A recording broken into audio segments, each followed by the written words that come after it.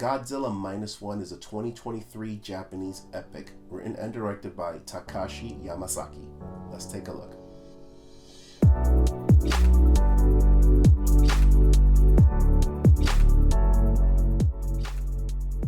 Full disclosure, I don't really follow the Japanese Godzilla films very much. I know that they exist and they have their following, but I was never like a huge fan. I've seen the American ones, the Gareth Edwards and Godzilla vs. Kong, and the Skull Island films, like the MonsterVerse that we have here. But this was like my first time actually seeing a full-blown Godzilla film from a Japanese studio in theaters. And dude, it was freaking great. We follow this character, Koshi, played by Ryusei Kamiki. He's a Japanese kamikaze pilot and very much a broken man. He comes home to his village and sees it completely devastated, and I guess in a way of efficient storytelling, he becomes a surrogate father and husband within the first 15 minutes of the film, and the movie spends a lot of time establishing the people and how they survived the devastation. But I'll backtrack a little bit and talk about the opening and how it reminded me so much of the opening of Jaws, where you don't really see the monster for the most part. We know it's Godzilla, but it's more about the fear that's in the characters' faces. And frankly, a monster of that size will scare the crap out of anybody. It doesn't matter how brave you are. And I'll say one of the best things this movie had going for it is that it did feel like Japan was a living city. Like, there were people trying to work, people rebuilding their homes, people looking for a job.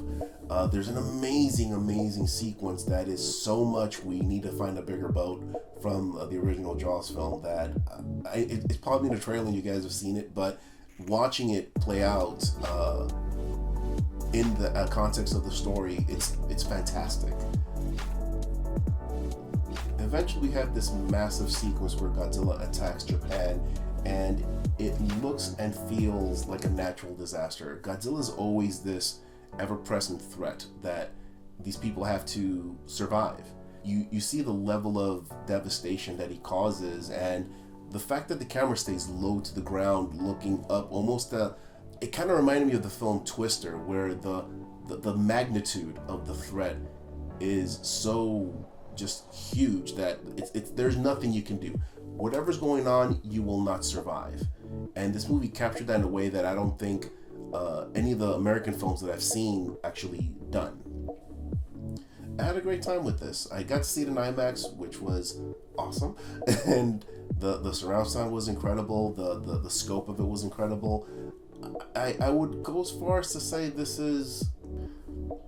one's definitely Cinentertaining. I think you'll get a lot of fun moments out of this one. You'll be surprised that some of the character drama and that it actually will make you connect with the characters. And I kind of really enjoyed the scenes where they're plotting to defeat the monster, and how they have this massive plan that even as they're saying it, how, oh, this sounds logical, you know it's gonna go bad.